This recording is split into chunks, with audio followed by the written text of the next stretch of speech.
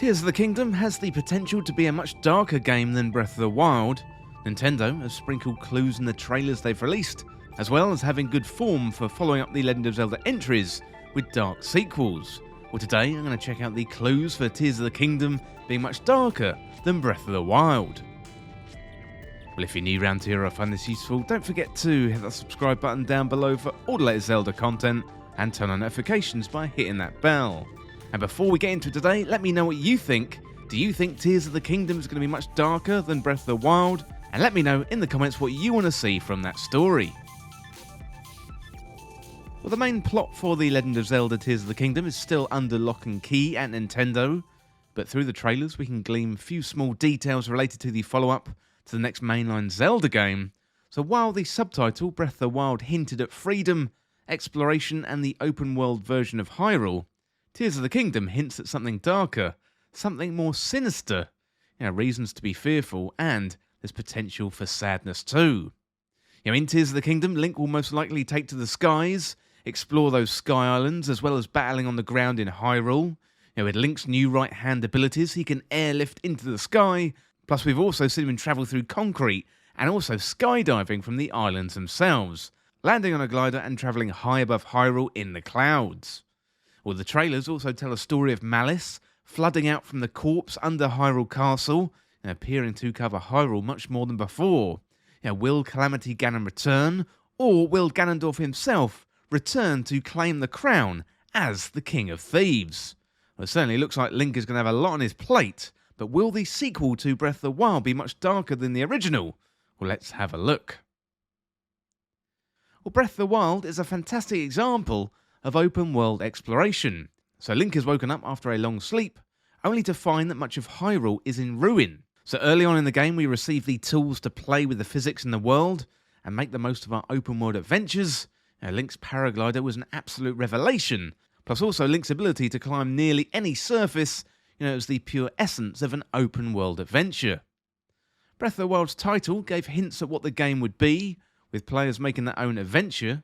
Certain parts of Hyrule are very wild and dangerous with swamps, beaches, deserts, mountains to explore. Nintendo does a decent job at directing you without holding your hand too much.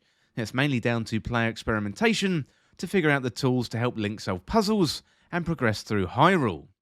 Breath of the Wild also hinted at Link's solo adventure, Link waking up after a long sleep, no friends in sight, fellow champions tasked with protecting Princess Zelda, they're all long dead, and Hyrule itself had fallen into disrepair. Link, well, he's alone, and you can feel it as you run through Hyrule fields. Well, next up, let's have a look forward to Tears of the Kingdom. Well, Nintendo were very tight-lipped when it came to the name of the sequel to Breath of the Wild, and for good reason. Titles of Zelda games are important, and fans have been trawling through every snippet of information and detail, every crumb left by Nintendo, and also every clue. The first thing fans wanted to know about Tears of the Kingdom was what the tears meant. Did they mean tears as in someone crying, or did they mean tears as in paper tearing? Nintendo were quick to come out and clear things up by stating they were in fact crying tears, although looking back I now wonder why the kingdom is crying. Given we know they are tears and an entire kingdom is crying, and that could mean we're in for a sad time when it comes to the next mainline entry to the Legend of Zelda series. Hyrule itself had been destroyed by Calamity Ganon, and that could lead to the kingdom shedding tears of sadness. So we can also see pieces of Hyrule, they've broken, they travelled up into the sky. I would imagine if you were caught in the rupture and part of your house or your farm, so if you were caught in the rupture and part of your house or your farm were caught in the Sky Islands, that could literally tear families apart and cause a whole load of heartache. So the speculation surrounding Princess Zelda's death has come up a few times as well, with Nintendo revealing Princess Zelda falling in early trailers, although nothing has been confirmed about Princess Zelda's death yet from Nintendo. We've seen Princess Zelda falling, but we've also seen an important female character depicted in the trailers in a tapestry. At one moment appears to be under a spell, lying horizontal, and at another moment appears to be hand in hand with a mystery character, yet to be revealed by Nintendo. So the tears are likely to refer to sadness, but they could also refer to Link collecting physical tears as well. So we've seen that device on Link's hip, plus we've also seen Link transform into a water droplet, travelling upwards through solid matter. Do we have to collect the tears from dungeons around Hyrule? I really hope so, but we haven't had anything confirmed yet from Nintendo.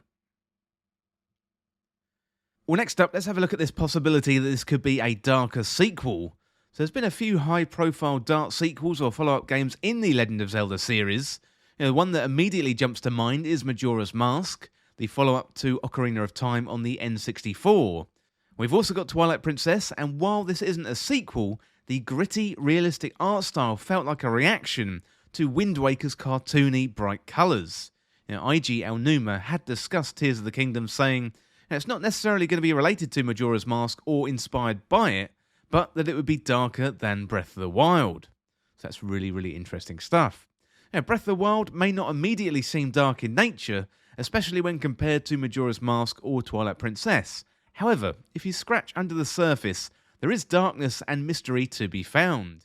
NPCs all over Hyrule are full of interesting tales, families destroyed by monsters and malice, and valuable relics stolen, all while Link slept in the Shrine of Resurrection, recovering from his terrible wounds of battle.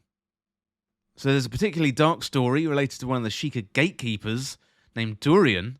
So he lives in Kakariko Village, although before that he had a wife and 2 children named Coco and Kotla. Durian had been a member of the dangerous Yiga clan and was sent to Kakariko Village to spy on Impa, and also the rest of the villagers too. A love-struck Durian fell in love with a woman in Kakariko Village, eventually creating a family with her, and Durian realised his life was wasting away with the Yiga clan, and he decided to tell them that he wanted to leave. The Yiga clan obviously didn't like this very much and murdered Durian's wife, and threatened to kill his daughters too, unless Durian continued his work spying on Kakariko Village for the Yiga clan.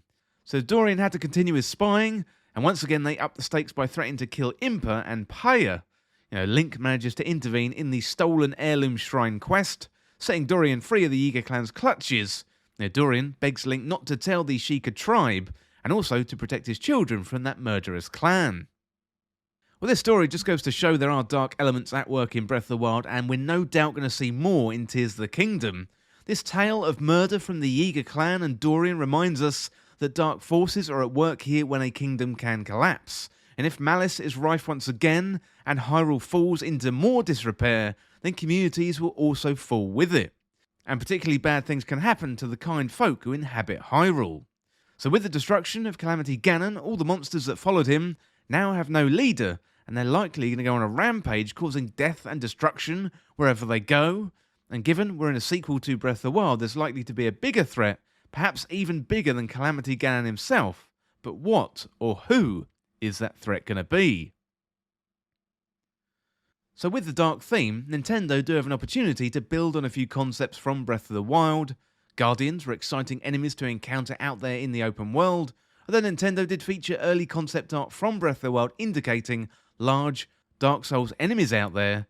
So Lynels and Guardians operate in a similar kind of space, but it'd be really good to see much more variety in these tougher enemies, like the variety that we see in Elden Ring.